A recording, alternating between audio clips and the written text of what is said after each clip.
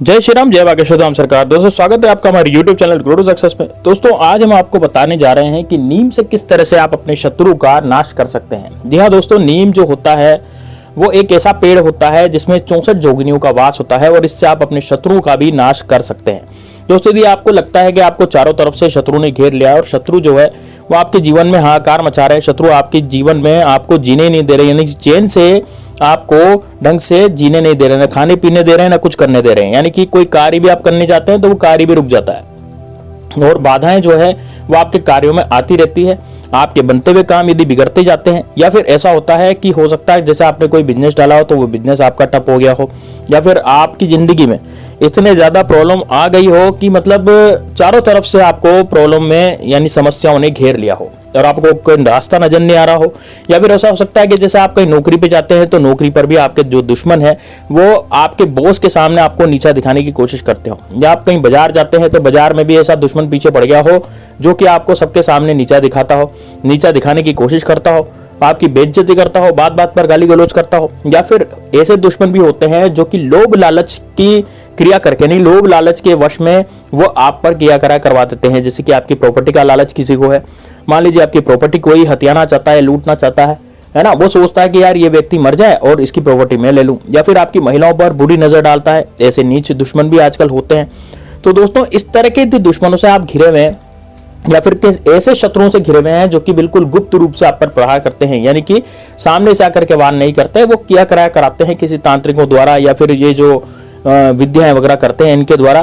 तो दोस्तों इस तरह का जो उपाय है ये आपको इन समस्याओं से निजात दिलाएगा और समस्त समस्याओं को खत्म भी करेगा। इसलिए वीडियो को ध्यान से सुनिएगा और कमेंट बॉक्स में यदि आप महादेव के भक्त हैं, भगवान भोले बाबा के भक्त हैं तो दोस्तों हर हर महादेव कमेंट बॉक्स में जरूर लिख दीजिए। और यदि आप भगवान श्री राम के भक्त हैं, उनको मानते हैं, तो आप जय हनुमान, जय श्री राम या फिर जय बागेश्वर धाम सरकार जरूर कमेंट बॉक्स में लिखिए। तो दोस्तों वीडियो को लाइक करके आगे बढ़ेंगे ताकि आपकी जिंदगी में हमेशा खुशियां रहे। तो दोस्तों चलिए बात करते हैं कि किस तरह से आपको ये नीम का प्रयोग करना है। दोस्तों इसमें आपको नीम की 2 पत्तियां काम में लेनी पड़ेगी, यानी कि आपको नीम के पेड़ के पास जाना है, वहां पर 2 पत्तियां उसकी तोड़ लेनी है। अब दोस्तों नीम की 2 पत्तियां हैं वो कैसी होनी चाहिए, एक तो वो कटी फटी नहीं होनी चाहिए, बिल्कुल ताजा नीम की पत्तियां आपको तोड़नी है।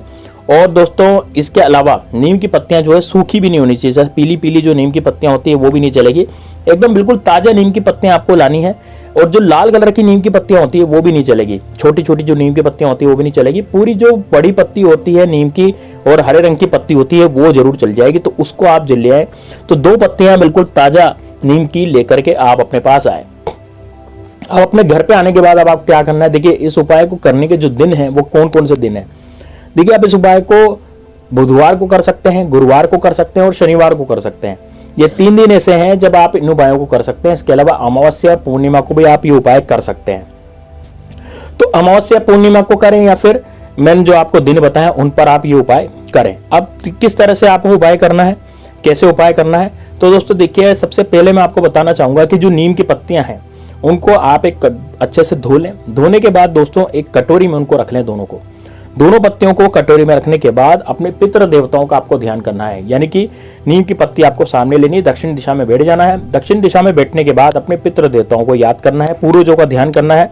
और पूर्वजों को ध्यान करने के साथ साथ आपको भगवान भोलेनाथ का भी ध्यान करना है और दोस्तों उसके बाद आपको माता रानी का भी ध्यान करना है। अब दोस्तों ये सब ध्यान करने के बाद आपको क्या करना है कि जैसे आपने सामने जो नीम की पत्तियां रखी थी, आप दक्षिण दिशा में मुंह करके बैठे थे, अब आपको एक मंत्र का जाप करना है। लेकिन मंत्र का जाप करने से पहले आपको अपने शत्रु का भी ध्यान करना पड़ेगा, जो भी आपका शत्रु हो। तो 10 से 15 सेकंड तक आप आंखें बंद कर लें और 10 से 15 सेकंड तक आंखें बंद करने के बाद अपने शत्रु का आपको ध्यान करना है। दोस्तों जो शत्रु आपके सामने से आकर के वार करता है या फिर आपको जिसका नाम पता है तो उसका तो चेहरा आपके दिमाग में आ जाएगा, लेकिन यदि ऐसे शत्रु हैं जो कि गुप्त हैं तो उनका ध्यान आप कैसे करेंगे। तो गुप्त शत्रु का ध्यान आप नहीं कर सकते क्योंकि आप उनका नाम पता कुछ भी नहीं जानते।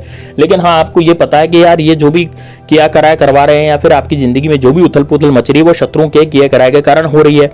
तो आपको क्या करना पड़ेगा, आपको अपनी जो पुरानी घटनाएं हैं जो आपके साथ बीत चुकी है, जो नहीं बीतनी चाहिए थी, यानी कि जो ऐसी घटनाएं जो कि बिल्कुल खराब घटनाएं थी और वो आपके साथ नहीं होनी चाहिए थी लेकिन फिर भी वो बीती और उसके कारण आपको बहुत सारा नुकसान हुआ। जैसे हो सकता है कि आपके परिवार में कोई सदस्य है उसकी अचानक से तबीयत खराब हो गई हो, या फिर किसी सदस्य का एकदम से एक्सीडेंट हो गया हो, या फिर कोई हो सकता है कोई ऐसा सदस्य हो जो कि बहुत ज़्यादा अच्छा था, लेकिन अब वो आपसे लड़ाई झगड़े करता हो, यानी घर में मानसिक कलेश हो गया हो, या फिर आपस में ही लोग लड़ने लग गए हों, या फिर पहले से अच्छे रहते थे लेकिन अब लड़ने लग गए हों, या फिर हो सकता है कि कोई अस्पताल का चक्कर आपके घर में लग गया हो। तो दोस्तों इस तरीके से आप यदि ज़्यादा परेशान हो रहे हैं तो आपको गुप्त शत्रुओं का ध्यान नहीं करना, उन घटनाओं को ध्यान करना है जो आपके साथ पहले बीत चुकी है और वो नहीं बीतनी चाहिए थी।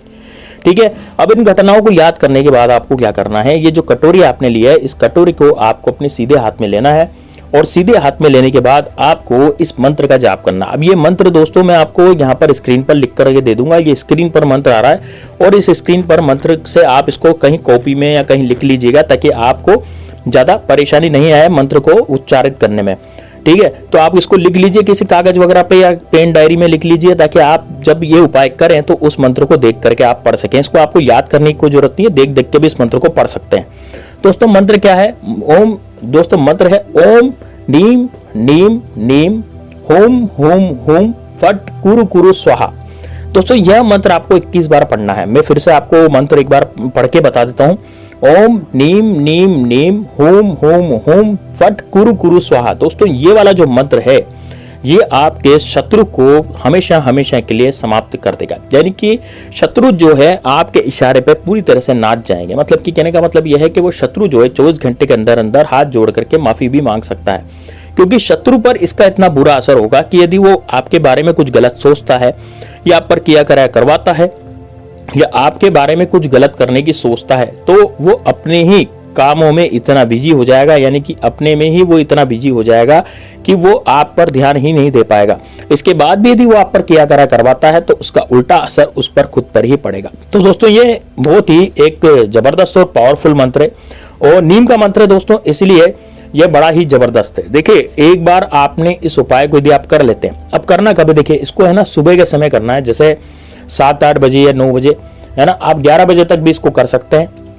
सुबह आपको समय नहीं मिलता तो इसको शाम को कर सकते हैं। मैंने आपको दिन भी बता दी कौन कौन से दिन ये उपाय करना है। देखिए उपाय का दिन जो है वो गुरुवार भी हो सकता है, आप गुरुवार को कर सकते हैं, शनिवार मंगलवार को भी कर सकते हैं, या फिर अमावस्या और पूर्णिमा के दिन भी कर सकते हैं। तो आप इन दिनों में ये उपाय जरूर करें, बड़ा शानदार उपाय है। एक बार आपने इसको कर लिया तो दोस्तों यकीन मानिए आपके जीवन से शत्रु नाम की बर्बादी हमेशा हमेशा के लिए खत्म हो जाएगी। जो भी शत्रु आपको परेशान करने की सोचेगा वो पहले से ही बर्बाद हो जाएगा और दोस्तों इतना ज्यादा वो दुखी हो जाएगा कि वो आपसे हाथ जोड़ करके माफी भी मांग सकता है। तो दोस्तों इस तरह से आप इस प्रयोग को जरूर करें और ये बहुत आसान है। अब इस कटोरी को आपको कहाँ रखना है? इस कटोरी को आपको छत पे रखना है। आपने मंत्र पढ़ लिया 21 बार मंत्र पढ़ने के बाद इस कटोरी को लेके जाएं और कटोरी को लेकर के छत पे रख दें या फिर घर के अहाते में रख दें। जैसे कोई अपने घर का जो जैसे आंगन होता है तो वहां भी आप रख सकते हैं या फिर छत पे भी रख सकते हैं। बस इतना आप कर दें दोस्तों। 2 दिन इसको वहां रखा रहने दीजिए कटोरी को, फिर उसके बाद ये पत्तियां सूख जाएंगी। उसके बाद कटोरी में से पत्तियां निकाल के फेंक दीजिए और कटोरी को अपने पास ले आइए। बस इतना आपको करना है। बहुत ही जबरदस्त उपाय है, करके जरूर देखिएगा। कमेंट बॉक्स में जय श्री राम, जय बागेश्वर धाम सरकार जरूर लिखिएगा। मिलते हैं नेक्स्ट वीडियो में।